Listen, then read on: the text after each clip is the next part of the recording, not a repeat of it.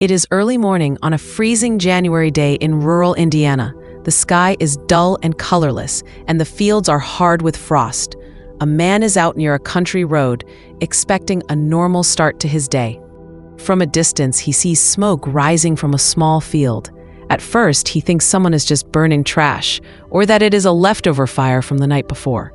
As he walks closer, he notices something dark lying on the ground near the burned patch. The shape looks strange, too smooth, too still. For a moment, he tells himself it must be a burned mannequin, maybe dumped there as a bad joke. That idea feels safer, easier to accept. Who would ever imagine something worse lying on the side of a quiet Indiana backroad? But as he comes closer, the air changes. The smell hits him first. It is sharp, heavy, and wrong. Not like burning wood, not like leaves. It is a smell he cannot fully name at first, but every instinct in his body tells him to stop. His chest tightens. A morning silence starts to feel heavy, like the world is holding its breath. He forces himself to look more carefully. The mannequin has hair. There are small human features the fire could not completely erase. The size is wrong for an adult. It is too small, too fragile. In one terrible moment, he understands. This is not a mannequin. This is a child. Shock rushes through him. The cold no longer matters. His hands shake, not from the weather, but from horror. He realizes that somewhere, right now, there is a family who doesn't yet know their world has just been destroyed. What began as a quiet, frozen morning on an empty road has turned into the start of a nightmare for the man who found her, for the police who will soon arrive, and for an entire community that will struggle to understand how a 12-year-old girl ended up burned in a field, alone in the dark. A few hours before the body is found, life still feels normal in Shanda's world. It is Friday night, January 10th, 1992. 12-year-old Shanda Scherer is spending the weekend at her father's home in Jeffersonville, Indiana. She is the new girl in town, trying to fit in at school, dealing with a mix of homework, crushes, and new friendships. She has a soft face, a big smile, and an energy that makes adults call her bubbly. Recently, she has grown close to another girl named Amanda. They have passed notes, shared looks, and their feelings clearly go beyond simple friendship. For Shanda, it is confusing, exciting, and secret. It feels like the intense, emotional kind of first love only a young teenager can feel. That night, Shanda's father and stepmother go to bed, believing their daughter is safe in the house. This is a quiet area. Nothing truly bad is supposed to happen here. Earlier in the evening, two teenage girls, Hope Rippey and Toni Lawrence, came to the door asking for Shanda. They said they wanted to take her to see Amanda. Shanda wanted to go, but her father was still awake. He did not like the idea of his 12-year-old daughter going out late with older girls he did not know, so he refused. Shanda told them to come back later, when the house was quiet. Around midnight, after her father has fallen asleep, the girls return like they promised.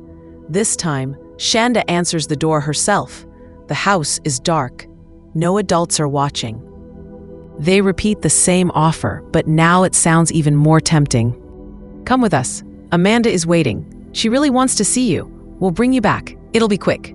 For a 12-year-old girl who likes Amanda, those words are powerful. Shanda feels nervous but excited. This is the kind of secret meeting that makes her feel important and grown up. She knows she could get in trouble if her dad finds out, but she pushes that thought away. In her heart, she trusts that Amanda would never let anything truly bad happen. Shanda hesitates for a moment. She looks back toward the dark hallway where her father is sleeping. She knows she should probably stay, but the car outside, the girls waiting, and the promise of Amanda are stronger than her doubts. She agrees to go. She quickly changes clothes, wanting to look nicer, like anyone going to see someone special. She does not take a bag or write a note. She believes she will be back soon, slipping into bed before sunrise. She steps out into the cold night and climbs into the car with the girls. Inside the house, the TV is still warm. Her father sleeps peacefully, unaware that his daughter has slipped out the door. As the car pulls away and disappears into the dock, no one in that small home knows this is the last time they will ever see Shanda alive. By the time the sky begins to lighten before sunrise, Shanda's bed is still empty. Her father will wake up thinking it is just another day, not realizing his daughter is already gone, and that somewhere out on an Indiana back road, a nightmare has already begun. Before that January night, this story was not about murder. It started as something that looks sadly common, a messy teenage love triangle. In 1990, a 14-year-old girl named Melinda Lovelace started dating another girl, Amanda Heverin. They were young, intense, and very attached to each other. For Melinda, Amanda was not just a girlfriend, she was her whole world. Their relationship was unstable. They argued, broke up, and got back together often. Jealousy was always there in the background. Around the fall of 1991, Amanda met 12-year-old Shanda Scherer at school. At first, the two girls did not get along. They argued and even fought. But later, during detention, they began talking more. They became friends, and soon, more than friends. They started passing notes and writing letters with romantic feelings. For Shanda, this was exciting and new. For Amanda, it was attention and affection that she was no longer fully getting from Melinda.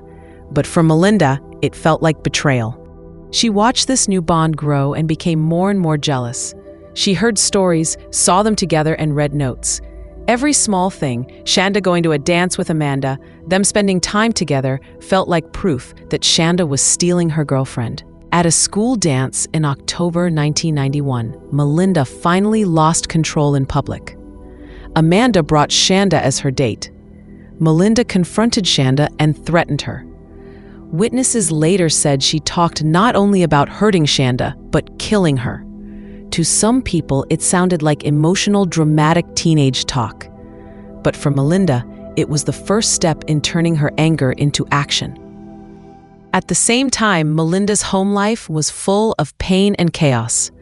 She came from a deeply troubled family, with stories of abuse, fear, and emotional instability. She was already getting into trouble, seeing counselors, and struggling with her mental health. This does not excuse what she later did, but it shows how unstable and angry she already was before she ever met Shanda. Over time, Melinda's feelings changed from simple jealousy to obsession. In her mind, Shanda was no longer just a girl Amanda liked. Shanda became a symbol of everything Melinda hated and feared: abandonment, rejection, loneliness. She started talking more openly to friends about wanting to hurt Shanda. At first, it seemed like threats made out of frustration, but slowly, the words grew darker. Scaring her turned into hints of something more serious. Melinda showed off a knife. She talked constantly about Shanda. She said Shanda needed to be punished, needed to be taught a lesson. By the time January 10th, 1992 arrived, the love triangle was no longer just drama. In Melinda's hands, it had become like a loaded gun, cocked, ready, and pointed directly at a 12-year-old girl who had no idea how much danger she was truly in. It is late at night in Jeffersonville, Indiana. Inside the small house, Shanda's father is asleep, believing his 12-year-old daughter is safe for the night. Earlier that evening, two teenage girls had come to the door asking for Shanda.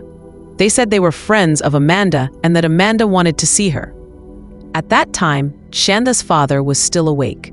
He did not like the idea of his young daughter going out late with older girls he did not know. He said no, and the girls left. But they were not done. Hours later, close to midnight, a car pulls up again outside the house. This time, there are 4 girls inside. 2 of them get out and walk up to the front door, trying to act relaxed and casual, as if this is just harmless fun. Shanda answers the door quietly. The house feels different now. No adults talking, no lights on in the hallway. It is just her and the girls. They tell her the same story again, but now it sounds even more tempting.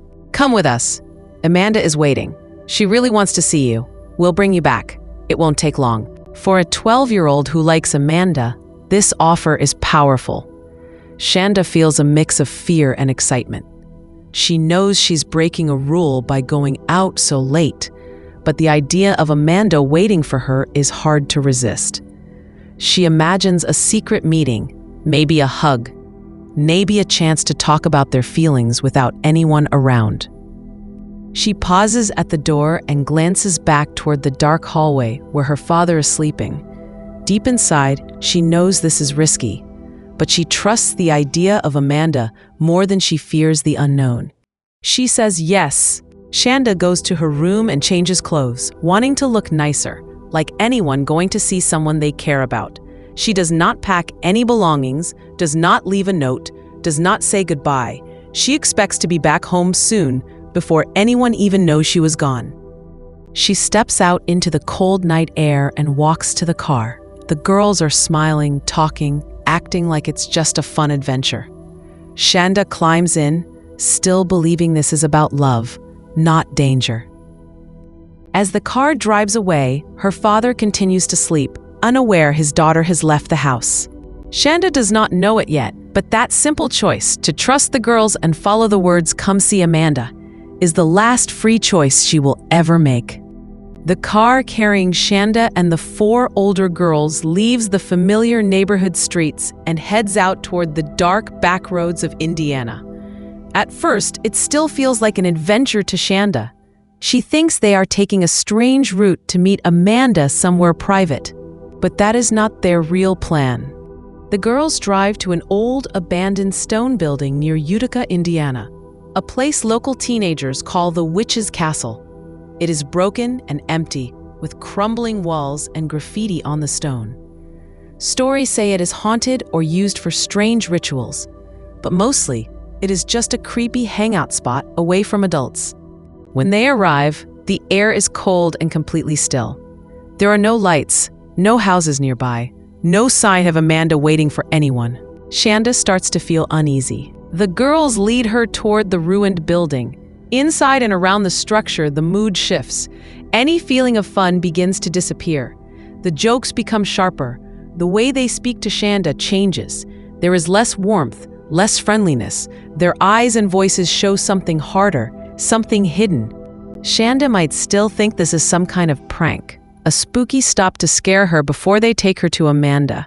She is only 12, and she cannot easily imagine that people her own age would truly want to hurt her. What Shanda does not know is that Melinda Lovelace, Amanda's jealous ex-girlfriend, is already part of this plan. Shanda still believes this trip is about love and a secret meeting. In reality, it is about hatred and revenge. Here at the Witch's Castle, the first big betrayal becomes clear. She was promised a meeting with Amanda. Instead, she is dragged to a dark, ruined building in the middle of nowhere. The girls who sounded like friends now feel more like strangers. In this moment, the night changes. This is no longer a normal teen night out. The lie Shanda believed, Amanda is waiting for you, is quietly broken. She is too young to understand how much danger she is in, but she can feel something is wrong. She is far from home, surrounded by older girls with no one to protect her. The cold, the dark, and the silence around the Witch's Castle all send the same message. Shanda is not on her way to love. She is on her way to something much worse. At the Witch's Castle, Shanda's fear begins to grow, but the true horror is only starting. Inside or near the broken stone building, the girls tie Shanda's hands and feet with rope. She is crying, scared and confused. She may still hope this is a cruel joke that will eventually stop, but the looks on their faces say something different. Melinda holds a knife. At first, she uses it to threaten more than to cut, waving it near Shanda, pressing it close enough to frighten her.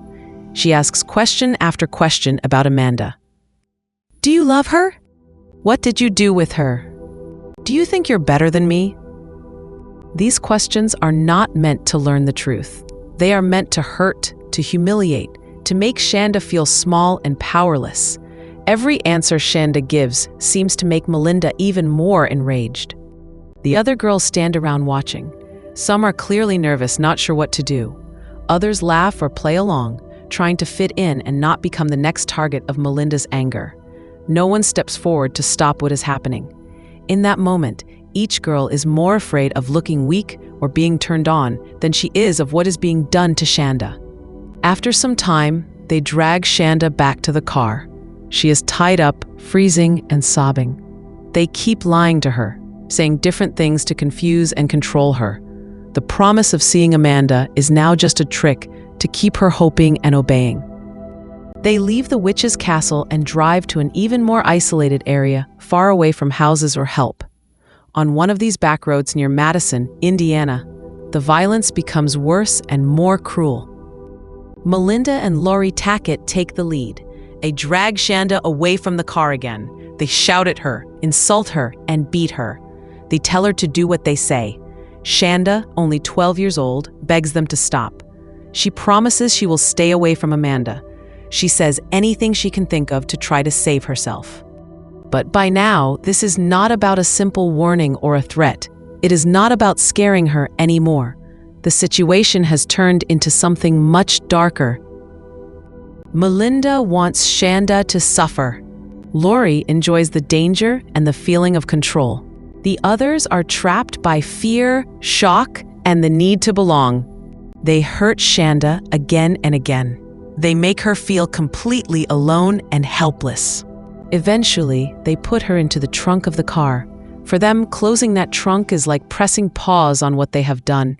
Some may even tell themselves she is already dead, so they do not have to face the truth. But Shanda is still alive, badly hurt, terrified, and trapped in the dark, with no one to hear her cries except the same people who put her there. As they drive on through the night, the feeling of simple jealousy is gone. It has turned into a weapon, sharp, cruel, and completely out of control. The night feels endless for Shanda. For the girls, it has become one long, cruel chain of decisions they cannot or will not undo. After hours of violence and terror, they drive toward a rural area near Madison, Indiana. They stop at a gas station and fill a plastic bottle with gasoline. Shanda is still in the trunk, alive but badly injured and exhausted. They then head to a quiet country road off US Route 421, near a place called Lemon Road. There are no houses close by, no one to see what they're about to do. In the freezing early morning air, they open the trunk and take Shanda out. She is barely alive. She has already suffered more than most people can imagine. They wrap her in a blanket and carry her to a field beside the road. There, they pour gasoline on her small body and set her on fire. For a moment, they drive away. But Melinda is not sure Shanda is really dead. Fear of being caught and a twisted need to finish the job make them turn back. They look at the burning body again and pour the rest of the gasoline on her, making sure there is almost nothing left that looks like the girl who left her father's house only hours ago. By dawn, Shanda is gone. What the girls do next shows just how numb and disconnected from reality they have become. They decide they are hungry. They drive to a McDonald's for breakfast at around 9:30 a.m. Families are there, people are ordering coffee, children are eating, and no one knows that 4 teenagers in line have just killed a 12-year-old child. They park the car carefully to hide the back, so no one will see any blood or marks on the trunk. Then they go inside and order their food like nothing is wrong. As they eat, at least one of the girls picks up a piece of sausage, looks at it, and jokes that it looks like Shanda's burned body. They laugh. They make cruel comments while chewing their food, comparing their breakfast to the child they left burning in a field. In that moment, their behavior shows something deeply disturbing. They are not just trying to avoid getting caught. They are joking about what they did. On the surface, they show no guilt, no visible regret, only a twisted bond formed around violence. To everyone else in the restaurant, they look like ordinary teenage girls who stayed out too late and are now grabbing breakfast. No one there can see the horror behind their smiles. At the same time, the world around them is starting to move toward the truth. Shanda's father will soon wake up and realize his daughter is missing. Two brothers out hunting will soon find what they first think is a burned mannequin, then realize is a child's body. But for a short time, while the smoke from the field still hangs in the cold air, the killers sit in a bright fast food restaurant, laughing and eating, as if the night before was nothing more than a wild story to share. On the same cold morning, when the girls are laughing over breakfast, two brothers, Don and Ralph Foley, are driving out to go hunting near a rural road by the Jefferson Proving Ground in Indiana. They notice something strange in a field beside the road, what looks like a burned mannequin lying in the grass. Curious and uneasy, they get closer. When they see it up close, they realize it is not plastic. It is a human body, small, badly burned, and twisted. Shocked, they call the police at 10:55 a.m. State troopers and local officers arrive at the scene. The body is burned so badly that they cannot tell if it belongs to a man or a woman at first. The face and hands are almost completely destroyed, as if someone tried very hard to hide who this person was. The body is in a stiff, fighting position, the muscles tightened by the heat of the flames. At first, investigators think this might be a drug-related killing or a crime involving adults from out of town.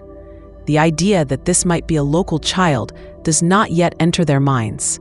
Meanwhile, miles away, Shanda's father, Steve, is living through his own nightmare. He wakes up and notices that Shanda is not in her bed. At first, he thinks she might already be up and in another room. He searches the house, calls her name, checks outside. Nothing. He calls friends and neighbors, asking if they have seen her. No one has. His worry turns into panic. By early afternoon, Shanda's mother and father meet and report her missing to the Clark County Sheriff. They describe her age, her height, what she was wearing.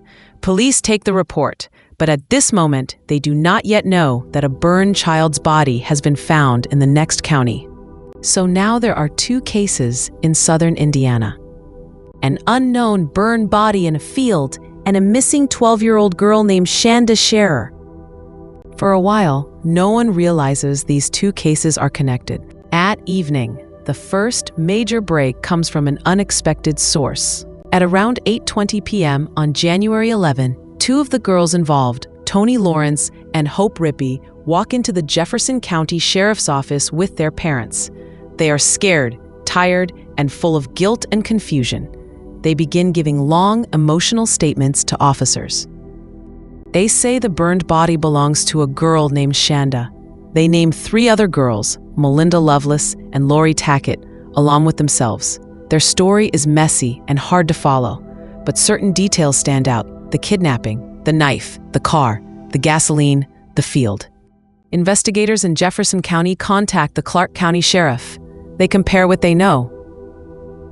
A missing girl named Shanda, age 12, last seen in Jeffersonville. An unidentified burned child's body found near Madison that same morning. A confession from two girls saying that Shanda was taken, tortured, and burned. The ages match.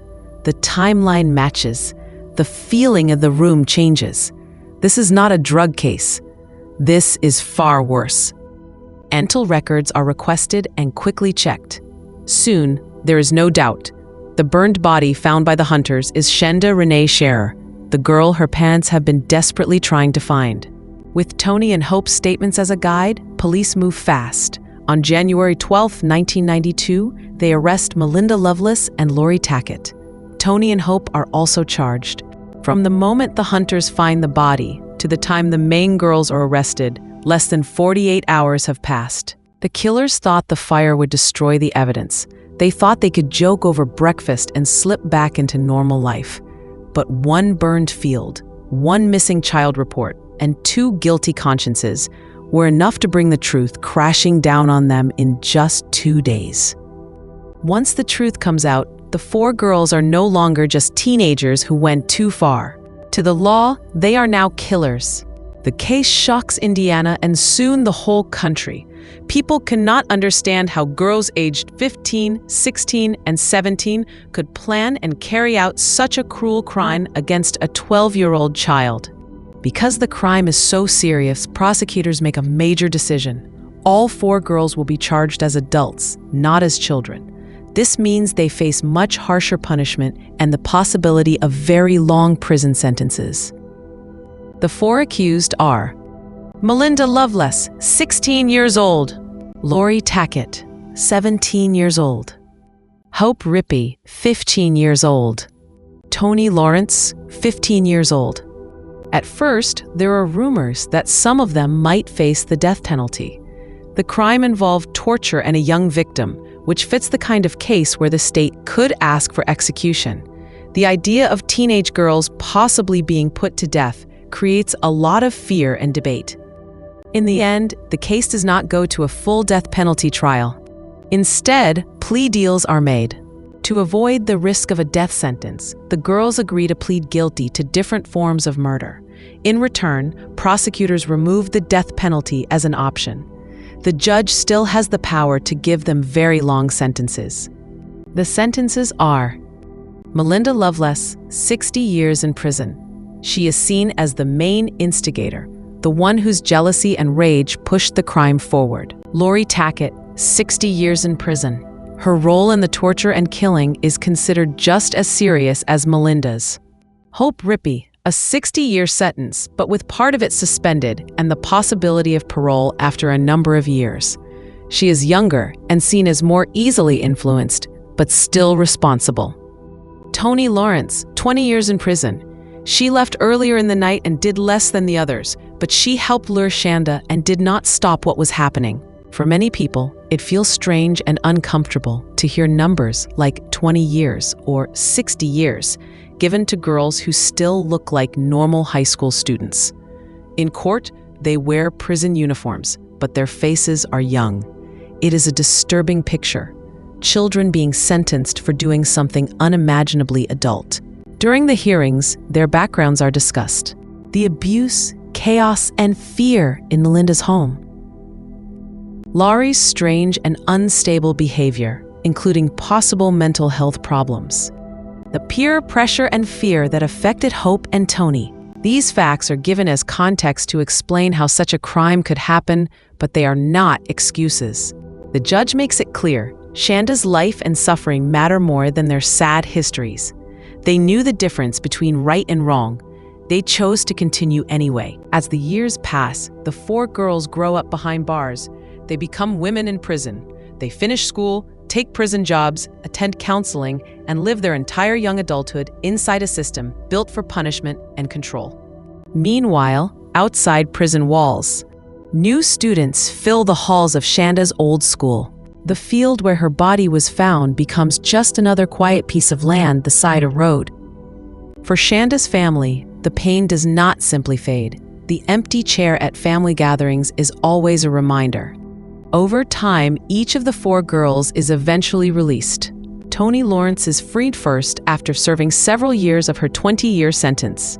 Hope Rippey is released after the parole board decides she has served enough time under her modified sentence. Later, Lori Tackett and finally Melinda Loveless walk out of prison after serving decades. On paper, it looks like the system worked. The killers were caught quickly. They were punished with long adult sentences. They spent many years behind bars, and then, as the law allows, they were released. But for many people, especially Shanda's family and local community, there is a hard truth. No number of years can balance the murder of a 12-year-old child. Shanda never gets a second chance at life. She never grows up, never falls in love again, never has a career or a family. The girls who killed her, however, eventually walk through prison gates and breathe free air again. Some people say the sentences were too light. Others argue that the girls were children themselves, and that decades in prison were already more than most teenagers could survive emotionally. The case forces everyone to face painful questions. How should society punish teenagers who do something unbelievably cruel? Is it right to lock them away forever? Or should there be room for healing, change, and eventually a second chance? There is no simple answer. In the end, one image remains clear. Four former teenage girls, now adult women, once locked in cages for the murder of a child, and an empty space where Shanda's future should have been. When the four girls are sent to prison, Shanda's mother, Jock, is filled with pain, anger, and grief. For a long time, she believes that none of them should ever be free again. She sees their faces in court and on the news and feels sick, knowing that they get to keep living while her daughter is gone forever. Every parole hearing and every new article about the case opens the wound again. Time moves on for the world, but for Jacques, the moment she lost Shanda is always close. As the years pass, one by one, the girls are released from prison. Tony is released first, then Hope, then Lori, and finally Melinda many years later. Each release feels unfair, almost like another small death for Shanda's memory. But slowly, something begins to change inside Jacques. She does not forget what they did. She does not stop loving or missing her daughter, but she starts to ask herself a difficult question. What should Shanda's name stand for? Only horror and pain, or something more? Jack decides she doesn't want Shanda to be remembered only as the girl who was burned alive. She wants people to remember the laughter, the kindness, and the bright child Shanda was. To do this, she helps create scholarships and supports projects in Shanda's name so that other young people can have better chances in life. Then comes a decision that shocks many people. In prison, Melinda Loveless joins a program that trains service dogs for people with disabilities and trauma. These dogs go on to help blind people, veterans, and others in need. In 2012, Jack does something almost no one expects. She donates a puppy named Angel to that program in memory of Shanda and allows Melinda, her daughter's killer, to be the one to train the dog. Jack does not do this because she has forgiven easily or forgotten the details of the crime. She does it because she wants something good to grow out of something evil. She believes that if no good comes from Shanda's death, then it is only darkness. She knows many people will not understand. Some will judge her, say she is too soft, or that the killers do not deserve any kindness. But Jock answers simply, Shanda was her child, and this is her way of honoring her. Through the dog program, Melinda trains animals that later help people in need. In a small but real way, Shanda's name becomes linked not only to torture and fire, but also to healing and support. This does not make the story happy. It does not bring Shanda back. Jock still lives with the loss every day. Forgiveness for her is not a feeling that suddenly appears. It is a choice she has to make again and again, to step away from pure hatred so that her daughter's memory is not buried under it. In the end, the final twist of this story is not about the killers. It is about a mother who had every reason to hate forever, but chose, in her own way, to answer evil with mercy and to make sure that when people hear the name Shanda Sharer, they do not think only of how she died, but also of the good that was done in her name.